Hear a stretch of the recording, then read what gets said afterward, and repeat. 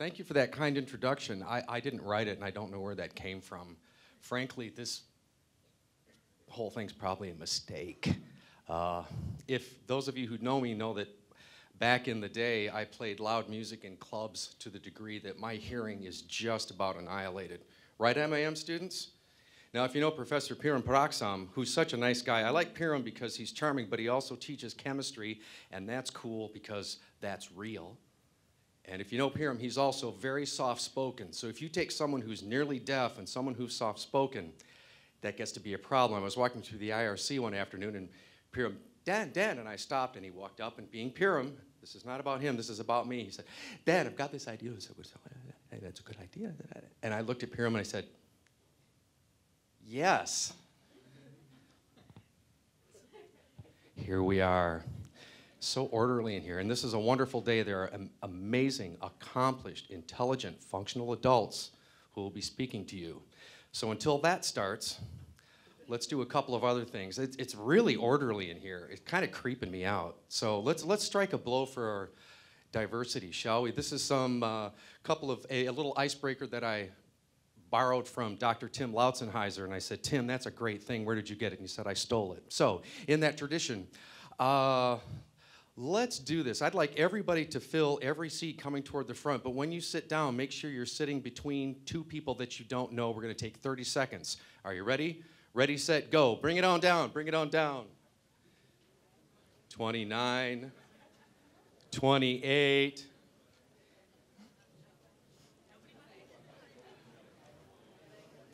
Come on now, we only got 30 seconds. Ready? Here we go. Here we go. Sit between two people you don't know. And when you get there, say hello to them. Get their name. You don't have to shake their hands. It's cold and flu season. Okay. Come on, down front. We still got holes in the front. Those of you in the back, don't be so polite. Down front. Come on. Folks filling in on the left. Front row, front row. Come on. Let's go. 10 seconds. You're not doing very well, people. There's open stuff in the front. Those of you standing in a line, just come on down. Come on down, come on down. Uh-oh, if we were going to assign a grade. Come on, keep going. 5, 4, 3, see, oh. Folks in the front row, stand up and look at the back of the room. We need to assign a grade here. I moved up 3 rows. Isn't that good enough? Well, it's okay. Here's the next bit. This is really wonderful. I'm going to ask you to do something on the count of 3. You can stay in your chairs, but you get to stay there, all right? So we broke the ice with that first move, and you did pretty well. I'm going to ask you to do another thing. On the count of 3, I'm going to ask you to do something. Are you with me? Yes. Okay, good. On the count of 3, turn around and introduce yourself to the person behind you. 1, 2, 3. Ah!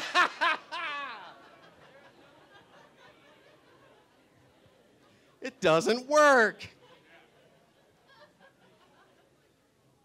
Oh, see, it feels better now, doesn't it? Kind of loosen up a little bit. That's great. As Bob Dylan defined creativity, it's love and theft. So for Dr. Tim and the people that he stole it from and so on, thank you for that. Apparently, so I see the diversity word splashed across this thing. So apparently, the folks on the outside looked at the MIM program and said, maybe we should talk about that here. And it's true, but it depends on how you define that. And I was preparing for this thing, and I just got to confess. If you think about people, we have this great pattern recognition software. That's what we look for. We identify things, and that informs us of our world, and we react accordingly. Okay, here's an automobile, danger, it weighs a great deal, and if you get hit by it, not a good deal. So, okay, here's my idea of a car, and the next time you see something that looks like it, you go, okay, I know how to treat it, right? Pattern recognition software. So when this is described as a kind of a TED Talk sort of thing, TED Talk, so who's seen those things? Okay, good. Well, fine, so I've got the same software you do, so I thought, okay, TED Talks, all right, it looks like this, you do this, you put up pictures, and oh, but I got to have a script. So I sat down and point 1, point 2, point 3, 10. Oh, that's really good. Closed the computer, opened it up the next day, and looked at it and said, I hate that guy. I was following the pattern, but it really wasn't speaking to the things that I think we need to talk about today, and that's, defining diversity. I like to think about variety, and if one were to look at the MIM program with the filters of diversity, yeah, it's there. When we have prospective students and parents visiting, they ask about the typical MIM student. The response is, there's no such thing. They're all different in regards to the way that we can sort out kinds of people. We've got at least one of every flavor and a few flavors we didn't know existed. So there's a nice distribution there.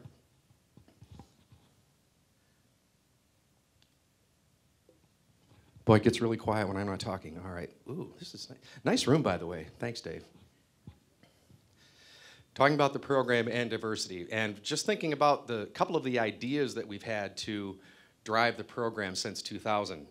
Okay, the first objective is, can we create conditions for students that they will be marketable when they complete the program? Now, does everyone achieve rocketing success? Absolutely not. Does everyone end up working in the music industry? No, but that really doesn't matter. Okay, what's the reason behind it? It comes down to this thing about self-selection. If it's about self-selection, you have to pay attention to the individual. And that's really what I'm concerned with and what we try to pay attention to in the program. What constitutes an individual? We all have a worldview, we all have an outlook, we're a product of our experiences, et cetera, et cetera. So what can we do that pays attention to the individual but also serves that goal? I really like the idea of reverse engineering something. You've got to finish something and you want to know, how did it get that way? How does it work? So you take it apart. Well, looking at what we're doing with the program, the goal would be functional adults who are employable, and if most of them can find their way in the music industry, that's great. How do we get there? Break it apart. First of all, being marketable, being viable in the marketplace. All right, coming from the action side of things, looking at the curriculum, it's like, okay, let's define a degree and a program, and there are many other models on campus that are very similar to this, but here's the idea. For me, and in my mind, a degree is a list of courses, and that's just fine. A program is all the other stuff. What other things can you do to supplement the coursework or allow students to take what they're doing in classes and apply it in a real-life situation? Now, we've got some advantages. Some folks might call it outliers. Music. How many people in here never listen to music, you hate music? Exactly 0 hands went up, and that's interesting. If you look at art and creativity, and if there's a certified anthropologist in here, you can correct me if I'm wrong, I don't think that there's an iteration of humanity on the planet that doesn't have some sort of organized sound or music. Some of them paint, some of them sculpt, there might be variations, but all humans make some kind of music. It's almost one of those things that defines us as a species. Make sense? Okay, good.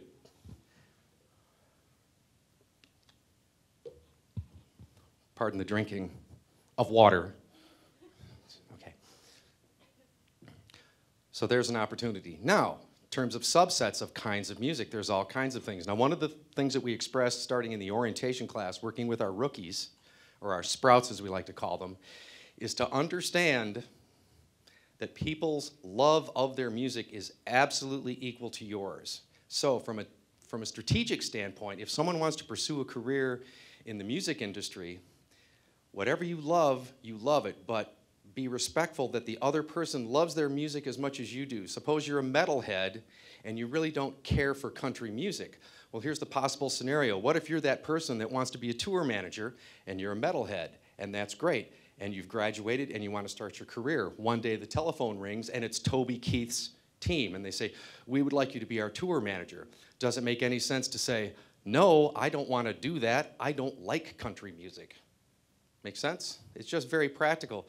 So understanding that everybody loves music in an equivalent way, then you get away from the whole thing of making a judgment call on the music, making qualitative assessment of what that is. Look, if you love it, you love it. And if you understand that, respect the other person. And if you're not denigrating somebody else's taste, chances are they're going to like you. Okay? And every positive relationship is predicated on that other person liking you. It doesn't matter how smart you are, how accomplished, they gotta like you. Make sense? It is so quiet in here. This has absolutely nothing in resemblance to my classrooms, which are it's just mayhem in there all the time. The MIM kids are going, yep, that's true. Kids.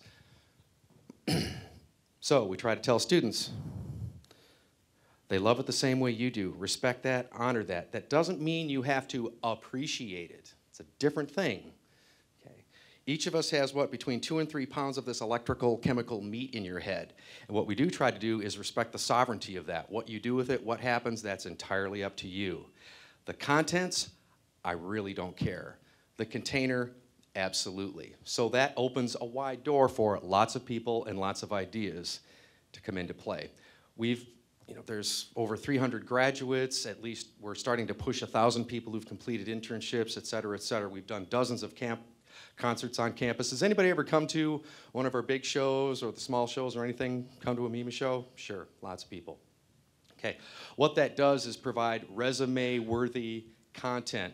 Anybody can take a list of classes, but what we do is, what have you done that was authentic in order to make you more marketable upon graduation? So we do concerts. What kind of concerts? All kinds, as best as we can. And I'm being prompted from the front row that there is a show tonight, part of the Independent Showcase, right here in this very segment. Terrific quartet from Grand Rapids called Bennett. They'll be performing here at 7 o'clock. And this is brought to you through generous funding from student government, and there is no admission charge tonight. These folks are great. So if you'd like some wonderful, no cost to you entertainment, not free, be here tonight. And that was prompted by Olivia Odette, who's going to do just fine when she leaves school because she was not afraid to interrupt the person in the front of the room and plug a show. So can we have a round of applause for Olivia?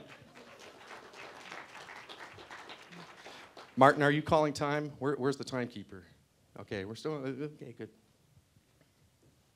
Where was I? See, you threw me off, Olivia. Doggone it, she does that in class all the time. No, that's not true. Providing the opportunity and respecting the individual. Where do students go? We don't know. Here's another thing. We meet students halfway. They're going to have to put in the effort. We also try to encourage this idea of building positive relationships. Think of every other person as an ATM. You know, that banking system. What's true about an ATM? You can't take money out unless you've put money in. How do you build that positive relationship? Share some time, share some attention, build some rapport. We all know those people. You've probably got someone in your life, that person, you never see them unless they want something. How many people have that person in your life? Sure, everybody's hands go up, all right? And how do we feel? Oh, here they come. They're going to hit me up for something. They want something. In the meantime, if somebody shared with you, if you've built a relationship, if there's a friendship of some sort going on, you're far more willing to accommodate them and assist them. So at the program level, we try to build that community based on positive relationships, which are predicated on this idea of, look, we're going to spend some time together, we're going to get to know each other. That's why I asked you to mix it up here. It's so easy to fall into line, sit in your place, hang out with your friends, et cetera, et cetera. What you're denying yourself is some competitive advantage by broadening your horizons, knowing more people, having different outlooks, being able to spread out, meet new folks. It is so dry in here. How are we doing so far? You guys all right? Okay. Let's do another little experiment, another little bit that I swiped from Dr. Tim. On the count of 3, I'm going to ask you to do something. Are you willing to do it? On the count of 3, are you willing to do something? Yeah. Okay, good. On the count of 3, with both hands, reach as high as you can. 1, 2, 3. Hold it. Hold it. Okay, everybody got their position? Hold it. All right, now, reach higher. Wait a minute, what happened there? Okay, stop. I said, what was the deal? Reach as high as you can. Everybody was fairly obedient. You can put them down, Tom. Thank you very much. Tom Mayo, ladies and gentlemen. Reach as high as you can and hold it, and then reach higher. Just about everybody was able to squeeze out a little bit more. So, you're only in competition with yourself, giving yourself that personal challenge to just go a little bit farther, Under duress? Absolutely not. It's absolutely up to you. We've got a few slogans in the program, one of them being, your success will be your own fault, and it's true. And in regard to recruitment and retention, et cetera, when Lori Armstrong and I are meeting with prospective students and parents, when we're in that crucial part of the conversation, we say, well, we really can't guarantee anything to your son or daughter, and what's your placement rate? Well, we really don't like that word. It's kind of a marketing thing, and it's a misnomer. Frankly, we've placed exactly 0 students in the industry. And the eyes open up, and there's just a moment of panic, and they say, well, what we mean by that, By the time a student graduates, if they've taken full advantage of the program, they've placed themselves. It's not up to us.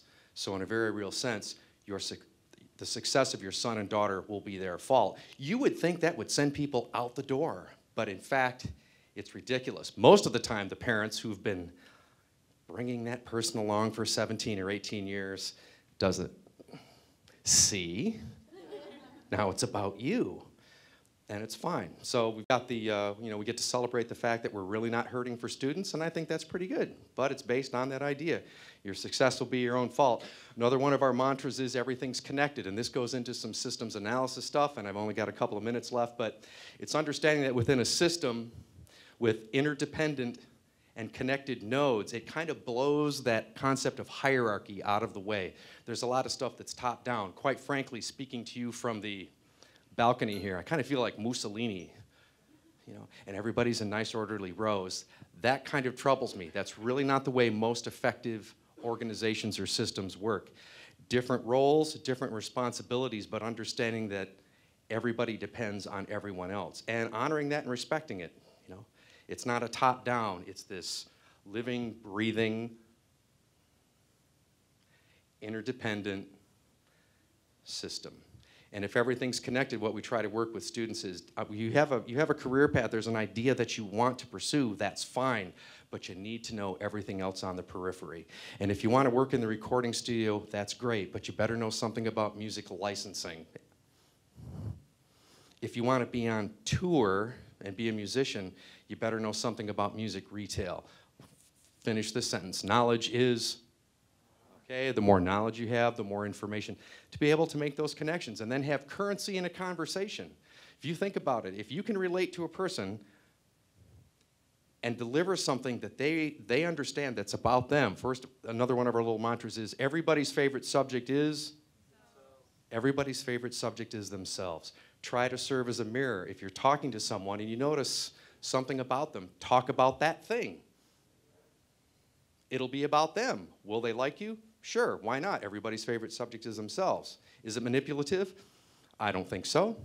You're trying to relate to them, you're trying to build a bridge, and you're trying to build rapport. So even if they are disparate from your sorting process, you are very different from me, there is common ground in there. It just takes a little bit of effort to find out what that is. Typically, it's not about what they look like, where they come from, what's in their head. Think about those things around them. Fortunately, we've got the benefit of music. It's in everybody's life and is considered to be that universal language. So once again, we've got an opportunity and an advantage in that area. But I think this can be applied universally. Just take a little time, think about it, and invest some energy. And don't think that taking your classes and going home and playing Halo all night is going to get you into the stream. It's just not going to happen. So get on your feet, get busy, meet new people, make a point of that every week, and open your eyes, open your minds. Thanks for letting me hang out with you for a while. I hope you have a great morning, and take care.